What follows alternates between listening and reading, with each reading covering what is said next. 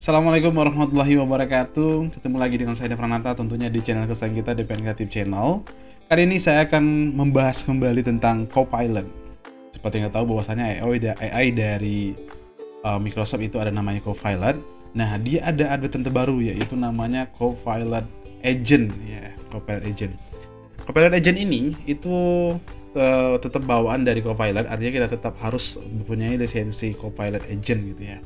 Copilot Agent ini membantu kita membuat spesifik gitu ya, spesifik pencarian. Kalau kita tahu bahwasanya kalau Copilot work ya, work ini kita mengetikkan misalnya tentang peraturan pembuat undang-undangan tentang konstitusi gitu ya, maka dia akan mencari seluruh data di OneDrive kita, di SharePoint, yang mana kita mempunyai akses ke file-file yang ada gitu ya. Nah, tapi kalau Copilot Agent ya, dengan adanya agent ini kita membuat agent, kita bisa membuat sebuah chat Copilot khusus tentang apa yang kita peruntukkan. Contohnya, saya nanti akan membuat tentang JDIH KPU RI gitu ya. Saya telah mendownload PKPU 11 sampai berapa tadi ya? 11 udah hampir 5 PKPU gitu ya, terkait PKPU itu. Nah, jadi dia akan merefer ke dalam file-file yang kita tujukan seperti itu ya. Tidak seperti Copilot yang dasarnya seperti ini. Jadi akan khusus sesuai dengan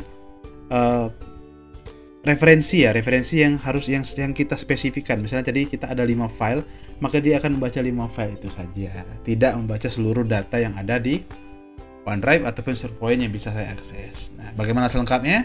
Saya akan bahas di DPN Kreatif Channel. Kita buka.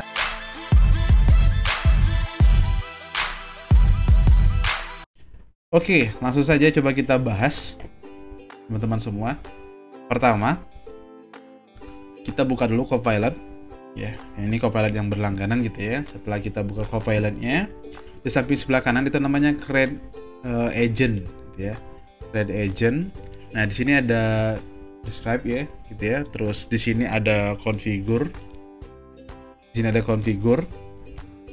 Kita masuk ke menu configure dia di sini. Setelah kita sini, kita namain gitu ya, informasi, karena saya akan bahas tentang KPU ya, informasi KPU ya. Ini ada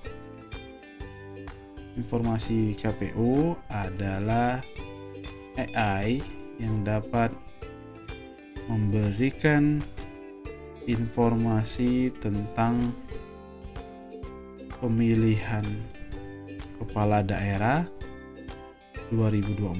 Nah, oke. Selanjutnya di bagian instruksi ini, berikan saya informasi yang lengkap terus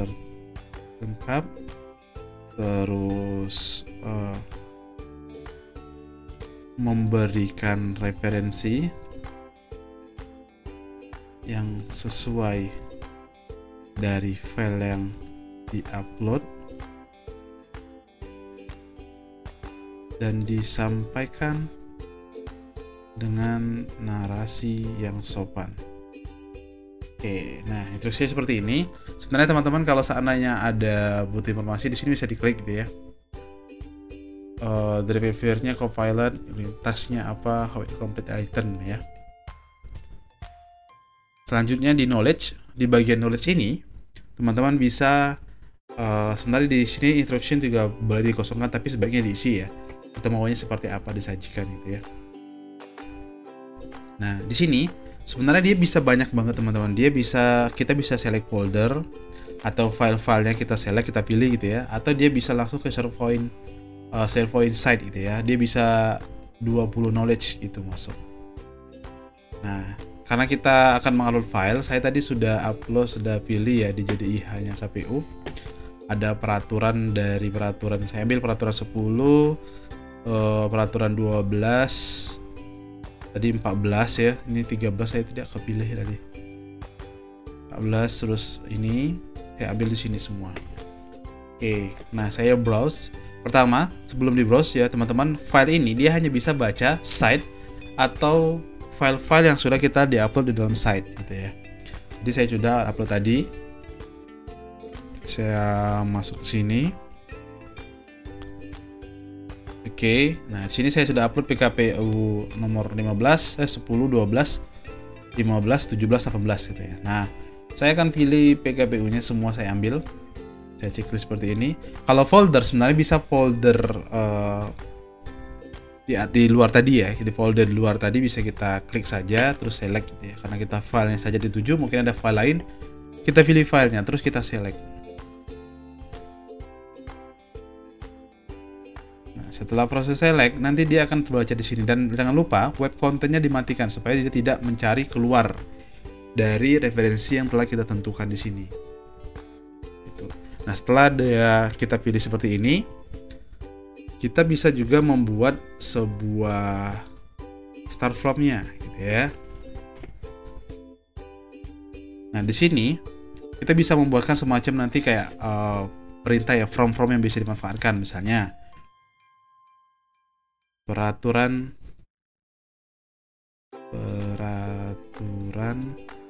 tentang gubernur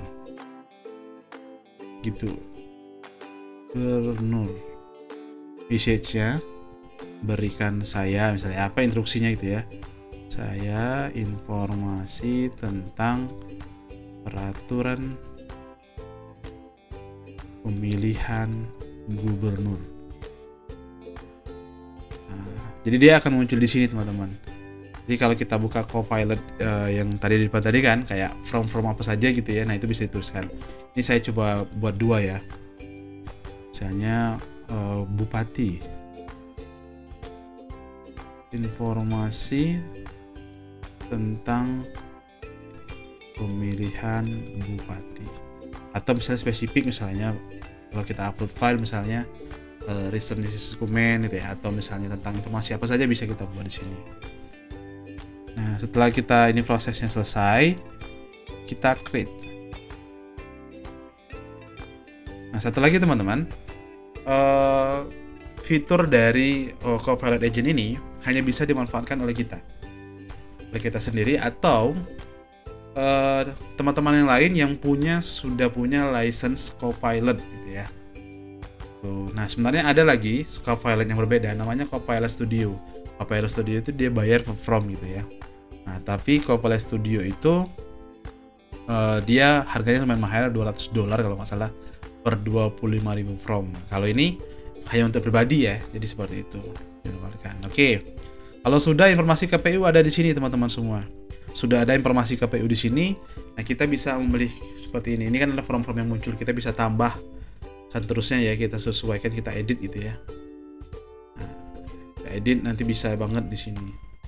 Sesuaikan. Nah, kalau ini misalnya informasi pemilihan bupati, kalau kita pilih gitu ya, maka dia akan melakukan pekerjaannya, akan membaca dari dokumen yang sesuai yang kita pilih. Dia tidak akan mencari informasi di luar dari itu. Nah, itu gunanya spesifik seperti itu. Oke, seperti itu. Nah, dia ada dua. Ada PKPU nomor 17 dan juga nomor 12 gitu ya. Jadi, tentu saya akan memberikan informasi mengenai pemilihan bupati berdasarkan dokumen tersedia. Pemilihan bupati, wakil bupati ya, merupakan bagian dari ini. Terus informasi pentingnya seperti ini.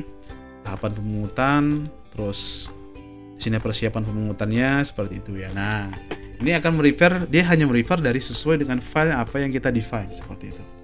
Nah, selanjutnya lagi kita bisa melakukan sebuah dia akan mengambil informasi-informasi sesuai dengan file ya. Misalnya kita umur. Nah, gini, berapa syarat usia menjadi wali kota. Kita lihat dari yang kita define gitu ya, file-file. Nah, teman-teman pastikan lagi file PDF yang diuploadkan itu dalam bentuk teks ya, dalamnya bukan JPEG semua gitu ya.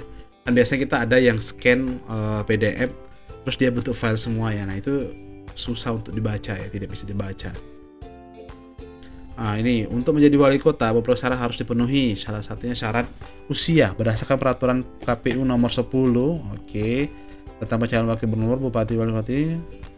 Wali kota gubernur berusia minimal 25 tahun. Nah, referensi dari mana? PKPU 10. Gitu.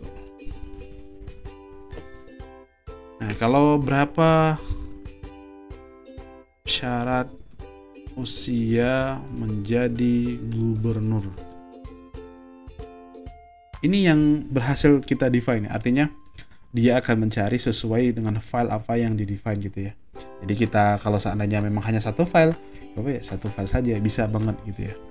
Nah, untuk menjadi gubernur ada beberapa persyaratan yang harus dipenuhi, yaitu pendaftaran ya pada minimal 30 pada saat pendaftaran ya, 30 tahun. Jadi kalau seandainya wali kota ya, pencalon gubernur apa harus wali kota. Misalnya kalau jadi calon gubernur berusia 30 tahun. Kalau kita apa lagi ya? Misalnya ya. Berapa syarat suara berapa syarat ya? Berapa gitu ya? Berapa total suara calon wali kota dianggap menang? Bisa nggak ya? Ini saya nggak tahu ya. Mungkin ada atau nggak di PKPU-nya ya, peraturan KPU ya. Untuk calon wali kota dianggap menang, pemilihan calon wali kota harus memperoleh lebih dari 50% suara sah. Nah, jadi dia sesuai dengan yang ada. Dia mengarahnya dapatnya seperti ini, ada di PKPU nomor 17 teman-teman. Nah ini menurut saya kalau bagi teman-teman KPU mau menggunakan seperti ini gitu ya, misalnya pimpinannya lagi rapat atau misalnya kebutuhan bingung nih baca PKPU-nya gitu ya, sebenarnya di PKPU berapa sih adanya gitu ya, bisa diklik sini. Nah sebenarnya teman-teman ini bisa diklik jadi referensinya. PKPU-nya jadi kebuka dia gitu. Oke teman-teman, mungkin itu tutorial dari saya, semoga bermanfaat. Dan apabila konten ini bermanfaat, jangan lupa klik like, komen, dan subscribe channel YouTube saya DPN Kreatif Channel. Dan tentunya teman-teman apabila ada request konten, jangan lupa klik komen ya, kira-kira apa nih konten yang udah request gitu. Sekian dari saya, dari kata wassalamualaikum warahmatullahi wabarakatuh. Sampai jumpa di konten selanjutnya.